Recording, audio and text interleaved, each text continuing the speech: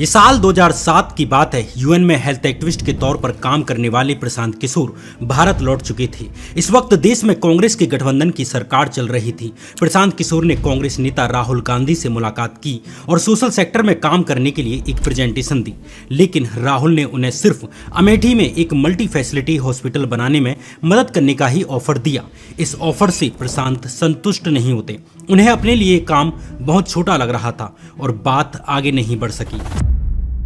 Was mobbed at St. Stephen's College last week. Rahul Gandhi may well have the attention of the youth. साल 2010 में प्रशांत ने एक बार फिर UN की एक संस्था यूएन एड मिशन को ज्वाइन कर लिया और अफ्रीका के देश 4 चले जाते हैं। यूएन एड में काम करने के दौरान ही प्रशांत को भारत के प्लानिंग कमीशन की एक स्टडी मिलती है। ये स्टडी भारत के सबसे पिछड़े राज्यों के हेल्थ सेक्टर की खराब स्थिति पर थी, लेकिन प्रशांत किशोर ने इस स्टडी को नए सिरे से तैयार किया और डेटा निकालकर साबित किया कि इंडिया के अमीर और डेवलप्ड माने जाने वाले राज्यों में भी हेल्थ सेक्टर उतना ही खराब है जितना गरीब राज्यों में है। प्रशांत ने अपना ये पेपर प्रधानमंत्री मनमोहन सिंह को भेज दिया और साथ ही इसकी एक कॉपी गुजरात के उस वक्त के मुख्यमंत्री नरेंद्र मोदी को भी भेज दी। इस पेपर पर नरेंद्र मोदी की नजर पड़ जाती है। नरेंद्र मोदी ने अपने अधिकारियों के जरिए चाड में रह रहे प्रशांत किशोर से संपर्क किया और सोशल सेक्टर की पॉलिसीज पर उनके साथ काम करने का ऑफर दे दिया। इस तरह साल 2010 में प्रशांत चाड से दिल्ली आते हैं और सीधे गुजरात की राजधानी गांधीनगर पहुंचते हैं नरेंद्र मोदी से मिलने के लिए। अगले साल गुजरात में इलेक्शन आने वाले थे। नरेंद्र मोदी ने प्रशांत में एक ऐसा आदमी देखा जो उनके लिए मॉडर्न तरीके से प्रचार कर सकता था। इस तरह नरेंद्र मोदी ने प्रशांत को अपने यहाँ पर काम करने का ऑफर दे दिया। प्रशांत ने नरेंद्र मोदी के लिए साल 2012 के दिसंबर महीने में होने वाले गुजरात चुनावों में प्रचार करने के लिए तैयारी शुरू कर दी। देश में पहली बार 3D टेलीकास्ट की टेक्नोलॉजी को इलेक्शन में उतार दिया जाता है। अब मोदी गुजरात की राजधानी से ही यानी गांधीनगर से ही गुजरात के अलग अलग शहरों में भाषण दे सकते थे। मुख्यमंत्री नरेंद्र मोदी ने रविवार को 3D तकनीक से प्रचार का आगाज किया। इस टेक्निक ने बाकी पार्टियों के नेताओं के मुकाबले नरेंद्र मोदी को एक बड़ा एडवांटेज दे दिया। 2012 के गुजरात चुनावों में नरेंद्र मोदी की जीत होती है और वे तीसरी बार गुजरात के मुख्यमंत्री बन जाते हैं। नरेंद्र मोदी के इस प्रचार के पीछे प्रशांत किशोर का दिमाग चल रहा था। अब प्रशांत किशोर के ऑफिस को मोदी के सरकारी आवास की ऊपर की मंजिल पर सेट कर दिया जाता है। साल 2013 में प्रशांत किशोर ने association of citizens for accountable governance यानी CAG बनाई, जिसका काम था मोदी के लिए प्रचार के अलग अलग तरीके खोजना। गुजरात चुनाव में प्रशांत ने 3D टेलीकास्ट का सिर्फ ट्रेलर दिखाया था, लेकिन लोकसभा चुनावों से पहले पूरी फिल्म उतार दी। क्या कोई सिफारिश के बिना, कोई पैसों के बिना क्या आप अपने बच्चे को नौकरी दिला सकते हैं? नरेंद्र मोदी अब इस तरह से दिल्ली के हर नुक्कड़ पर सभा करते नजर आएंगे। 3D होलोग्राम के थ्रू नरेंद्र मोदी को 100 शहरों में एक साथ लाइव दिखाया जा रहा था। 3D कंटेनर्स गाड़ियों के थ्रू नरेंद्र मोदी के भाषणों को गांव-गांव पहुंचाया जा रहा था। मोदी के चाय वाले बैकग्राउंड को प्रशांत किशोर ने ही एक पॉलिटिकल कैंपेन में बदला। वे कान खोल करके सुन ले, हमने चाय बेची है इसका गर्व है, लेकिन हमने देश बेचने का पाप नहीं किया। अब हर जगह मोदी बताने लगे कि वे चाय बेचते थे और गरीब परिवार से आते थे। चाय पे चर्चा जैसे कैंपेन के थ्रू प्रशांत ने नरेंद्र मोदी को काफी पॉपुलर बना दिया। मोदी आने वाला है कैंपेन चलाने के लिए 400 वीडियो वेन तैयार की गई, जिनका काम था नरेंद्र मोदी के भाषणों को गांव-गांव जाकर दिखाना। इस सबके पीछे जिस आदमी का दिमाग चल रहा था वो थे प्रशांत किशोर। मोदी जब गांधीनगर में थे तो प्रशांत मोदी के घर के ऊपर वाले फ्लोर में शिफ्ट हो गए थे और जब प्रशांत नीतीश के साथ आए तो नीतीश के घर में ही डेरा जमा लिया। इन सब कारणों से प्रशांत किशोर नरेंद्र मोदी के एक पावरफुल सहयोगी बन जाते हैं, लेकिन बीजेपी के कई नेताओं को ये पसंद नहीं आ रहा था, खासकर अमित शाह को। आपकी खबर के मुताबिक लोकसभा चुनाव के बाद ही अमित शाह ने प्रशांत किशोर को किनारे कर दिया था। 2014 के चुनाव में नरेंद्र मोदी की जीत होती है। प्रशांत को उम्मीद थी कि उन्हें दिल्ली में पॉलिसी मेकिंग में कोई बड़ा काम मिलेगा। प्रशांत किशोर ने CAG को भंग कर दिया और इंडियन पीपल्स एक्शन कमेटी यानी IPAC नाम से एक कंपनी बनाई, जिसका मकसद था प्रधानमंत्री मोदी के साथ मिलकर डेवलपमेंट और इंफ्रास्ट्रक्चर से रिलेटेड पॉलिसीज बनाना। इस बॉडी का काम सीधे प्रधानमंत्री मोदी को रिपोर्ट करना था, जो प्रशांत किशोर को बहुत पावरफुल बनाने जा रही थी, क्योंकि उनके और प्रधानमंत्री के बीच में कोई नहीं होता।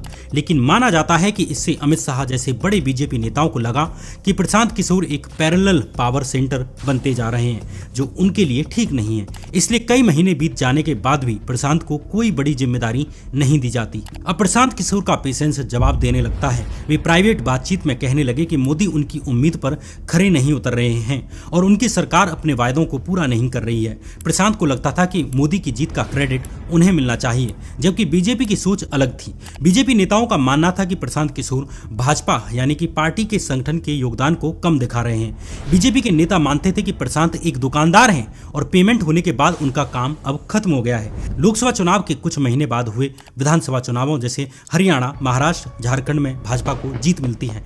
इन चुनावों में प्रशांत किशोर का कोई रोल नहीं था, लेकिन इसके बावजूद बीजेपी का प्रदर्शन बहुत अच्छा रहता है। इससे ये धारणा मजबूत हुई कि 2014 का लोकसभा चुनाव भी भाजपा पार्टी अपने दम पर जीती है, ना कि प्रशांत किशोर के कारण। 5 months after a thumping victory in the Lok Sabha polls, the BJP sealed both Haryana and Maharashtra fight, and with the Modi wave still intact, the Congress party was completely decimated. इससे प्रशांत को समझ आ गया कि उन्हें किनारे कर दिया गया है। एक बार फिर प्रशांत किशोर प्रधानमंत्री मोदी से मिलते हैं, लेकिन इस बार मोदी ने साफ कह दिया कि अमित शाह ही सब कुछ मैनेज करते हैं और उनसे जाकर मिलो। प्रशांत अमित शाह से मिलते हैं, लेकिन अमित शाह ने उनकी एक नहीं सुनी। इस तरह प्रशांत किशोर मोदी और बीजेपी से अलग हो जाते हैं और यहीं से शुरुआत होती है प्रशांत किशोर और अमित शाह के बीच एक राइवलरी की। अमित शाह से बदला लेने के लिए प्रशांत किशोर नीतीश कुमार से जाकर मिल जाते हैं, जो उस वक्त मोदी शाह की जोड़ी के सबसे बड़े विरोधियों में से एक थे। अमित शाह को जवाब देने के लिए प्रशांत किशोर मोदी के विरोधी खेमे में शामिल हो गए। दिसंबर 2014 में प्रशांत दिल्ली में पहली बार नीतीश से मिलते हैं।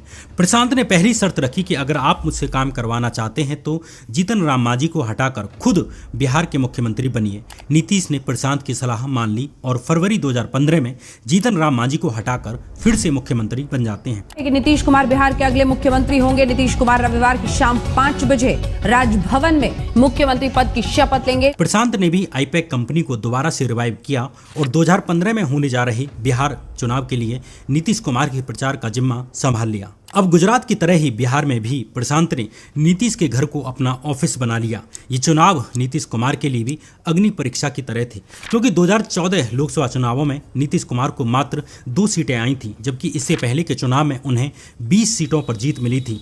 मोदी से निपटने के लिए नीतीश ने बिहार में अपने सबसे बड़े राजनीतिक विरोधी लालू यादव की आरजेडी और कांग्रेस से गठबंधन कर लिया, जिन्हें मिलाकर बना महागठबंधन। शुरू में प्रशांत किशोर को डाउट था कि यह गठबंधन काम नहीं करेगा।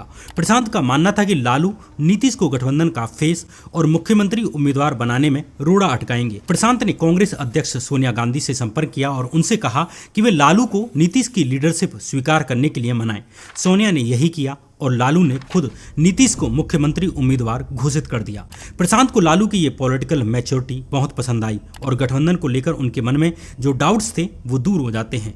चुनाव के दौरान प्रशांत ने लालू और नीतीश के बीच मैसेंजर का काम किया और सीट बंटवारे जैसी चीजों में भी प्रशांत का रोल रहा। 2015 के बिहार चुनाव में महागठबंधन ने बड़ी जीत दर्ज की और नीतीश की जीत के हीरो प्रशांत किशोर। बिहार चुनावों में जीत के हीरो नीतीश हैं, लेकिन नीतीश की जीत के हीरो हैं प्रशांत किशोर। ये जीत अमित शाह की हार थी।